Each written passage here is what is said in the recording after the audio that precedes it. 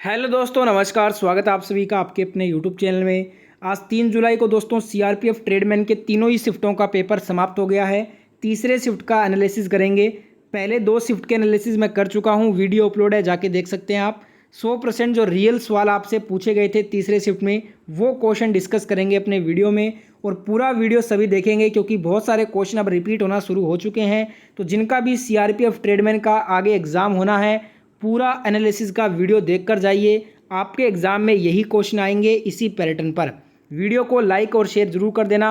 जिसने भी अभी तक इस वीडियो को लाइक नहीं किया है, जितने भी दोस्त वीडियो को देख रहे हो, एक साथ लाइक बटन को दबा दो और जितना हो सके ज़्यादा से ज़्यादा वीडियो को शेयर भी कर देना। सीआरपीएफ ट्रेडमैन का रोज़ाना ऐसे ही एनालिसिस देखने के लिए चैनल को सब्सक्राइब करके बेल आइकन ऑन करके ऑल वाले सेक्शन को सेलेक्ट कर लीजिए।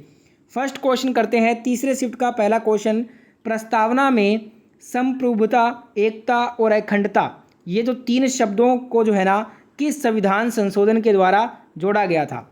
संविधान के प्रस्तावना में संप्रभुता, एकता, अखंडता, ये जो शब्द है ना, यह दोस्तों 86वें संविधान संशोधन अधिनियम 2002 के द्वारा जोड़ा गया था।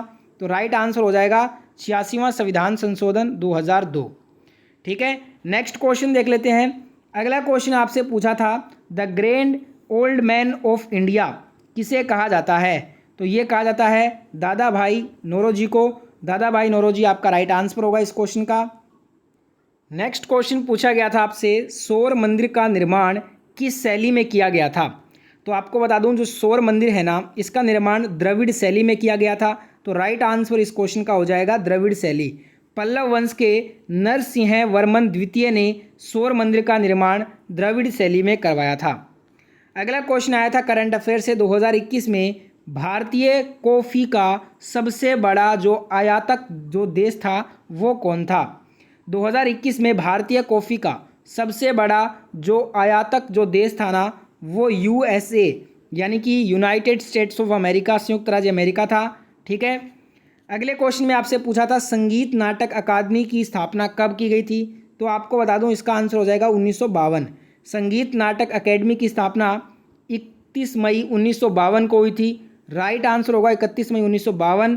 इसे संगीत, नृत्य और नाटक के लिए राष्ट्रीय अकादमी के रूप में भी जाना जाता है। अगला क्वेश्चन पूछा गया था आपसे, अनुसूचित जाति की साक्षरता दर कितनी होती है? तो ये होती है 59%। ठीक है, अनुसूचित जनजातियों की साक्षरता दर 2001 में 47.1% से बढ़कर 2011 में 59% हो गई। नेक्स्ट क्वेश्चन पूछा था आपसे, बंगाल में शाम को आने वाले तूफान को क्या कहते हैं?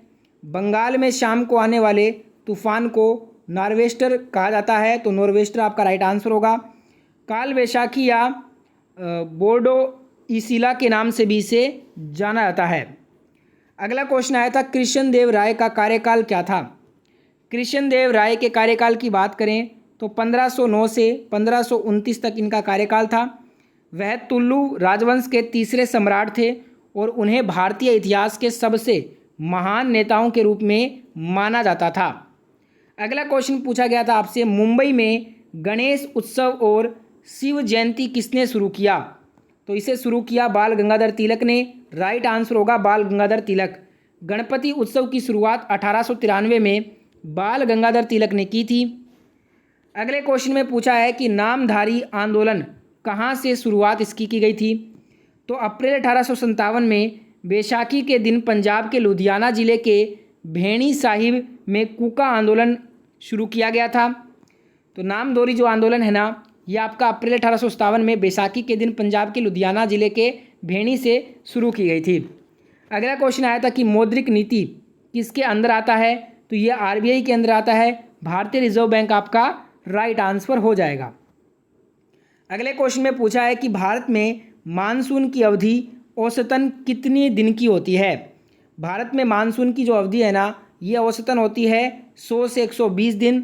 और जो इसमें जो महीना होता है वो जून से सितंबर तक का रहता है। मोस्टली इसमें जुलाई अगस्त होता है। ठीक है, अगला क्वेश्चन यहाँ पे पूछा था, 80 बीजों के लिए अर्धसूत्री विभाजन कितना होगा? 80 बीजों के लिए अर्धसूत्री विभाजन हो जाएगा 240। राइट आंसर 240 होगा। और 100 बीजों का अगर पूछ ले तो 125 हो जाएगा।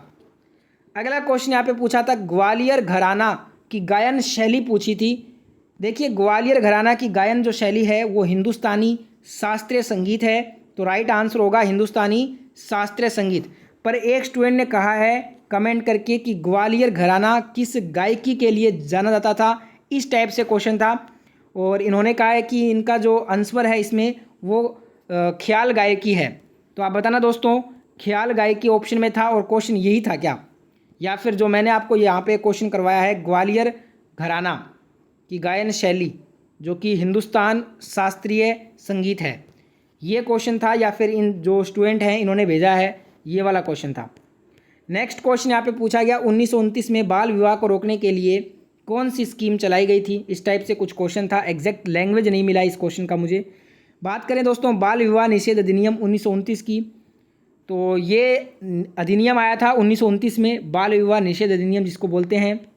इसमें दोस्तों बाल विवाह पर रोक संबंधी कानून सर्वप्रथम सन 1928 में शारदा एक्ट बनाया गया, वह इसे 1929 में पारित किया गया था।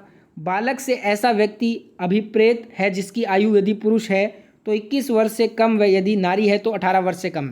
तो इस टाइप से इसमें जो है एज को डिफाइन किया गया था और 1928 में सबसे पहले शारदा एक्ट बनाया गया, 1929 में इसे पारित किया गया और इसे नाम दिया गया बाल विवाह निषेध अधिनियम 1929।